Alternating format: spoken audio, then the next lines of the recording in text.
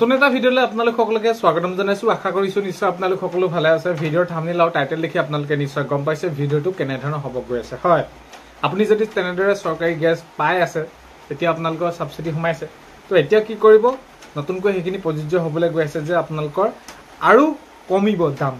হয়, আপোনালোকে আৰু বেছি সাবসিডি পাব বা কেনেকুৱা ধৰণৰ কি হ'ব। আৰু আপোনালোকে এই যে ভাৰত গেছ সেইখিনি আপোনালোকে আবেদন কৰিলে নাই, যদি কৰা নাই তেনেহ'লে আপোনালোকে কৰি ল'ব, আৰু যদি কৰিছে কেতিয়ালৈ পাব, সকলোখিনি কথা আজিৰ এই ভিডিঅ'টোৰ জৰিয়তে জনাবলৈ গৈছোঁ। ভিডিঅ'টো বহুত বেছি দীঘলীয়া নহয়, ভিডিঅ'টো আপোনালোকে শেষলৈকে চাওক আৰু শেষলৈকে চাব বুলি আশা কৰিলোঁ।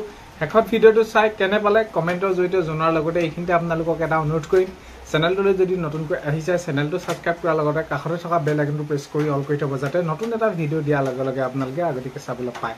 যদি ভাল পায় লাইক এটা কৰিব আৰু শ্বেয়াৰ কৰি দিব বুলি আশা কৰিলোঁ। এতিয়া বহুতে আবেদন কৰিছিলে, তো আবেদন কৰাৰ পাছতো তেওঁলোকে পোৱা নাই, আৰু আবেদন কৰিবৰ বাবে আপোনালোকেতো গমে পায় আপোনালোকৰ ৰেচন কাৰ্ড লাগিব বা ইত্যাদি ইত্যাদি, আধাৰ কাৰ্ড সেইখিনি আপোনালোকৰ লাগে, বেংক পাছবুক, কাৰণ কেলৈ আপোনালোকে ছাবচিডিটো সোমাব লাগিব।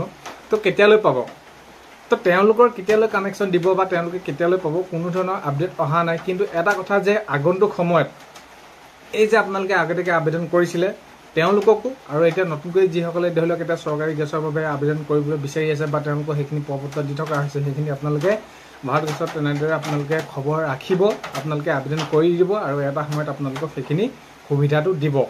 তো আপোনালোকৰ বেলেগ একো ধৰি লওক আপোনালোকৰ ব্যৱস্থা তেনেকুৱা ধৰণৰ নহয় যে আপোনালোকক কিবা এটা চাই মেলি দিয়ে তেনেকুৱা ধৰণৰ। ৰেচন কাৰ্ডখন থাকিলে আপোনালোকৰ সকলোখিনি হৈ যাব, ৰেচন কাৰ্ডখন থাকিলেই হ'ল।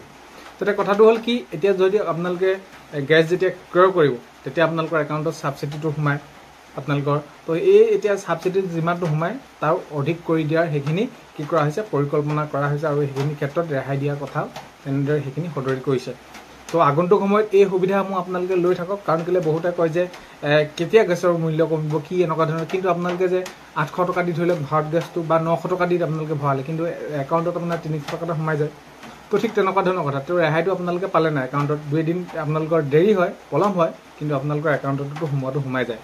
চ' সেইবাবে বহুতখিনি সা সুবিধাৰ ক্ষেত্ৰত আগন্তুক সময়ত নতুন আপডেট ওলাবলৈ গৈ আছে যে কেনেদৰে মূল্য কমাব পাৰি, কি কৰিব পাৰি, সেইখিনি ক্ষেত্ৰত মাননীয় মুখ্যমন্ত্ৰী মহোদয়ে জনাইছে। চ' আগন্তুক সময়ত আপোনালোকৰ বাবে ভাল খবৰ আহিব। চ' সেইবাবে এই ক্ষেত্ৰত যদি আপোনালোকে এই যি ভাৰত গেছৰ আবেদন কৰা নাই তেনেহ'লে কৰি ল'ব।